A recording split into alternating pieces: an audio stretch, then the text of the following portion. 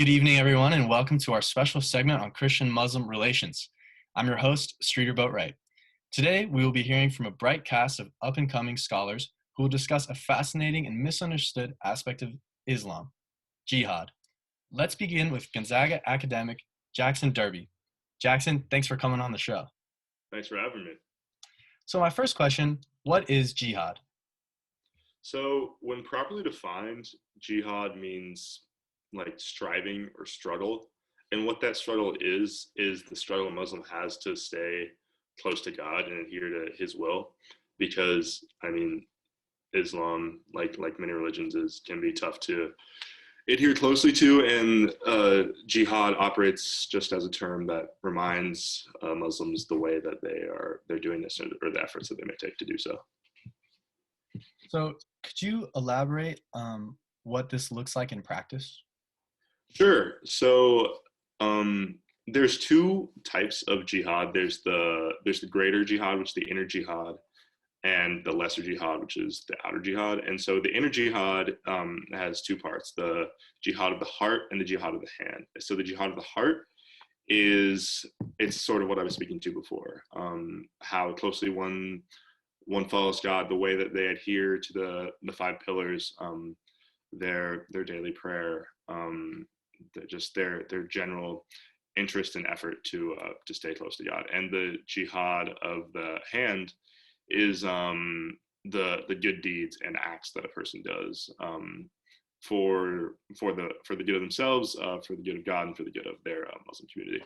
Whereas the outer jihad is the lesser jihad, and that has three parts. The first being jihad of the pen, which is just the way someone defends the faith through writing; jihad of the tongue, the one defends the faith through speech; and the jihad of the sword, which is the physical way that someone defends the faith, which can be violence and fighting. So jihad of the sword, is that how violence is justified? Sort of. So that would be the way that most people understand jihad in the United States. It would be through that violent aspect. And perhaps that is how violence is justified by certain groups within Islam. However, jihad of the sword, it has little to do with acting first in violence. Violence is largely condemned in Islam. It was absolutely outright, no matter the circumstance, for many years after Muhammad's death. But yeah, a preemptive strike is certainly disallowed. So that idea that jihad, in the way that we may understand it, is acting out against other groups and performing violence against them that's just not the case. That's not the way it's seen in the Quran.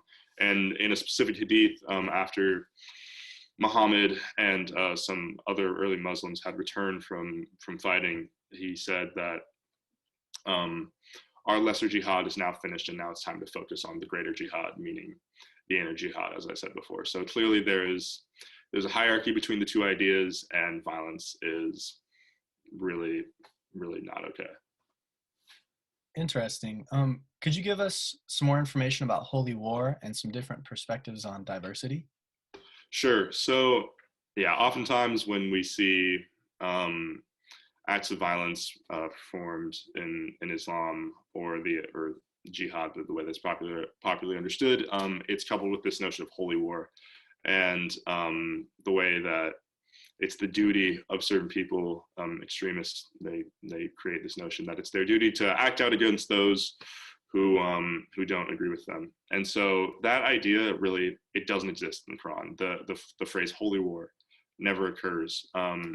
Again, with jihad, it's time and again tied to one's ability to stay close to God through good times and bad. And yeah, so certainly that idea that there's this difference of opinion that has to be acted out upon via violent means is just not the case. So diversity is it's praised, and the Quran is supposed to be valued in Islam. It creates the opportunity for new people and new ideas to interact and become closer together and appreciate each other and God in the same way. So yeah, those two, diversity is praised and holy war is just it's not what it's made out to be. Thank you. Excellent. Thank you very much, Jackson. Thanks for having me, Streeter. So next we're going to hear from another rising scholar, Mr. Daniel Duffy. Daniel, thank you for coming on the show. Thanks for having me, Streeter. So we're going to hear from you about violence and fighting in the Quran. Is the term jihad used to describe violence and fighting in the Quran? And if not, then what is? So the term for fighting is in fact not jihad, but instead is the word quittal. This form of fighting is only meant for defensive purposes in response to prior aggression and attacks against people and places associated with God. In the Quran, this form of accepted violence is always tied to the idea of self-defense in the face of injustice or oppression, which is referred to as zulm. Only in the presence of zulm is quittal justified. The Quran defines examples of zulm as things such as being driven from one's home unjustly or being prevented from living according to one's faith, among other things. The Quran makes it clear that fighting's purpose should never be to annihilate an enemy completely, but rather to establish or reestablish peaceful relations. Interesting. So if the Quran permits violence in some form, where might an example of this be found? So the first verses of the Quran that permit Muslims to engage in fighting are Q 22:39 through 40. These verses give those who have been attacked or oppressed due to their faith permission to fight back, calling for the defense of any place where God is worshipped, specifically churches, synagogues, temples, and mosques. So is it possible for someone to only use part of a verse in order to justify their fighting or violence? So this is a challenging issue that's often brought up. Many extremists may frequently cite only certain parts of a verse and thus take the words out of context in order to adjust the meaning to their desired opinion. For example, a common section cited by extremists is Q95, which states, "When the 4 forbidden months are over, whenever you encounter the idolaters, kill them, seize them, besiege them, wait for them at every outlook post." Now, while this wording does seem to permit unrestricted and relentless warfare against an enemy, it is in fact not faithful to the principles of the Quran because the entire verse is not stated, thereby distorting the verse's true meaning. If the entire verse is read and in the context of surrounding verses such as Q96, then the meaning appears to be much more focused towards limiting the occasions for violence and establishing parameters for ending violence, as well as providing safety to a presumed enemy. And finally, Daniel, how is this commitment to nonviolence or violence only when deemed absolutely necessary and the early revelations of the Quran attractive to people? So there was serious fatigue due to the ongoing and excessive fighting of pre-Islamic periods, times which included tribal warfare and raids as common occurrences. And these revelations suggested the idea of community living that wasn't determined or secured through military prowess and power alone, but instead through shared values and commitments to God and each other. Excellent. Thank you very much, Daniel. Thank you. Now we're going to hear from Cameron Weaver. Cameron, welcome to the show. Thank you. So in your first section, we're going to learn about jihad and the Islamic empires. How did Islam spread? Yeah, so many people believe that Islam spread by the sword based on the growth of the Islamic Empire through wars with the Byzantine and Sasanian empires. That's actually not true, though. Our historical record shows that conversions were actually discouraged at first. Islam has an egalitarian vision of believers, so instead of converting the conquered, the Islam Empire allowed them to practice their own religions. In exchange for security, they had the conquered pay a tax called the jizya, which they could not have done to fellow Muslims. So oftentimes Muslim rule was more welcomed than by those with dissenting views because it was a more lenient rule. Interesting. So if violence wasn't used to spread the faith, what was it used for? So the Crusades were a crucial event fueling militant spirit for jihad. Christian invaders, also known as the Soldiers of the Cross, reconquered land from Spain, North Africa, and the Middle East. They came by land and by sea, and they killed Muslim, Jews, and Christians from minority churches. The Crusaders appropriated many Muslim structures like the Dome of the Rock, for example. The violence and occupation assented militant jihad as a religious ideal and an obligation. So those that were wanting to defend against the Crusaders and Mongols used religion to justify their goal. So what were some of the long-term impacts of the Crusades? Right, so we're still feeling these impacts today. The Crusades created a critical change in how the Quran is interpreted. This period showed the capacity to adapt Islamic practices and beliefs based on new realities, but it was also dangerous in its capacity to use religious language to rally support for violence. The Quran's teachings are not supposed to be a one-size-fits-all, and context is really important. Amazing. Thank you very much, Cameron. You're welcome. So, as Jackson has explained, there are two main types of jihad, the greater jihad and the lesser jihad. While it is pretty clear that the greater jihad is nonviolent and has no connection to extremist behavior, the lesser jihad raises some concerns. While defending a community is not a bad thing, after 9/11 and the rise of Islamist terrorist organizations, many of us have a negative connotation with the idea that the jihad is a form of protecting Muslim communities. So now we're going to turn it over to Lana Kniahnitskaya to see what she has to say on this issue. Thank you for having me, Streeter. Yes, the lesser jihad is still often a worry for the safety of many. However, it is very important to understand that the lesser jihad only becomes a safety concern when it is abused by violent individuals. The focus of the lesser jihad involves the protection of Muslim communities. However, this defense is viewed as a collective responsibility and not an individual one. The collective nature of this defense creates certain parameters that must be followed in order to legitimize it. It must be declared by a legit ruler and only for the purpose of collective defense. It is never offensive, and it is never carried out to gain wealth. To illustrate the strength of the state, it is carried out once a year, and the participation of only a few individuals fulfills the collective requirement. Moreover, parent permission is a requisite for participation. A very striking example of this is Muhammad not allowing a young man to participate in the fighting because he was the only caretaker of his parents. There are certain situations when the lesser jihad becomes an individual duty, but this only occurs when the warfare requires an immediate response to a security threat.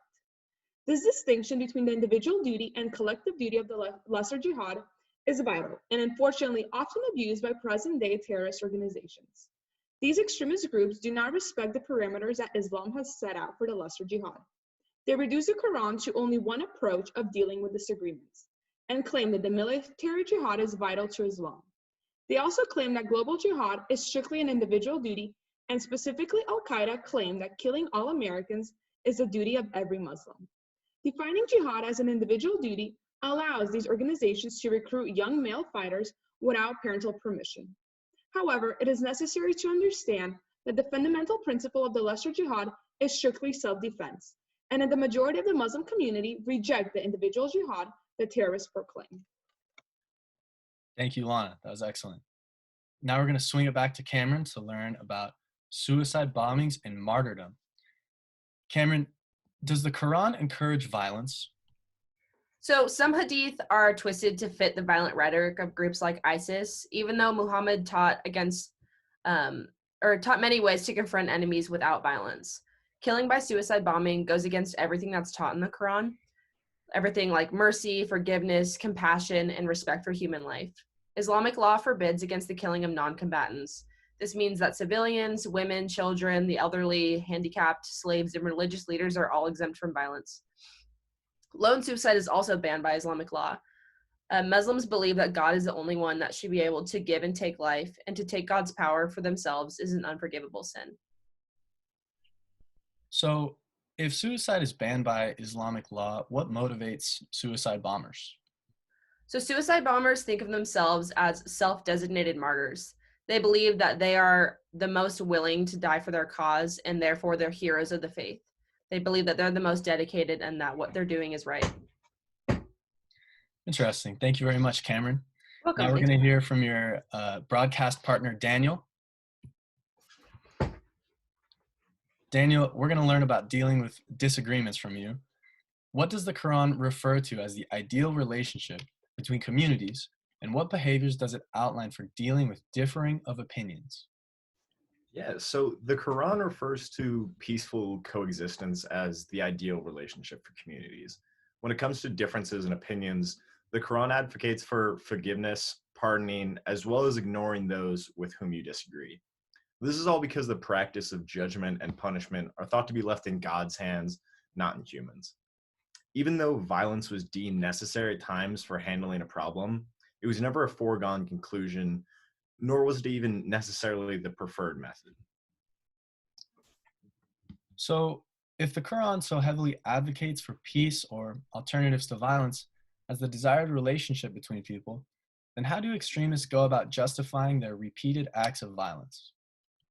So, extremists ignore alternatives to violence in a number of ways. First, they may invoke the principle of abrogation to claim the last revealed verse on any given topic is God's final word on the matter. If this approach is used, then one can argue for a change or evolution of thoughts over time, with nonviolence being the initial ideal, and then moving to fighting under legitimate circumstances, and eventually leading to complete and unconditional fighting. The thought is that this last directive is meant to override all the others. As I mentioned earlier when discussing the wrongfulness of partial use of a verse, this approach doesn't allow the text to speak in its full meaning and intended context. This extremist approach damages the possibility of a diverse and nuanced Islam to a single authoritative voice, so that any variation in opinion would be looked upon as sedation, essentially. Awesome. That was very enlightening. Thank you, Daniel. Thanks for having me. So finally, we're going to bring it back to Lana. Lana, it has been made clear that the historic Islamic principles of jihad are not a safety concern and do not promote violence. But the question remains, can jihad be peaceful in the 21st century? Great question. How can jihad exist in today's world? Well, actually, there are very many examples of civilians following the path of jihad in non-violent ways. The rise of technology has created a multitude of options for Muslims to reclaim the terminology of jihad from terrorists. Such as civilian jihad constitutes standing up to injustice and oppression while addressing social ills. Furthermore, a recent formation of Muslim women rights activists resisting sexism has been given the term a gender jihad. One very well-known woman engaging in the gender jihad is Tawakkol Karman, who fought for women's rights, human rights, and favored democracy through nonviolent leadership. The main goal of the civilian jihad is to employ the jihad in order to improve communities by helping those in need and focusing on social and political ills. Fantastic. Thank you, Lana, and thank you to all of our distinguished members of this panel this evening. Well, it's time to conclude our enlightening evening. Our cast of scholars have shared with us a helpful breadth of knowledge that we can use to understand jihad in a more historically centered and nuanced way. We learned about the spread of Islam throughout the world. We learned about small jihad and large jihad, and about the sense of duty that accompanies both. We have corrected some common misconceptions about jihad and violence, and we have examined a few ways that Christians and Muslims have interacted over millennia with special regard to jihad. With our new understanding of jihad, we can effectively continue our study of Christian-Muslim relations and apply our new knowledge to an interconnected and changing world. Thank you very much.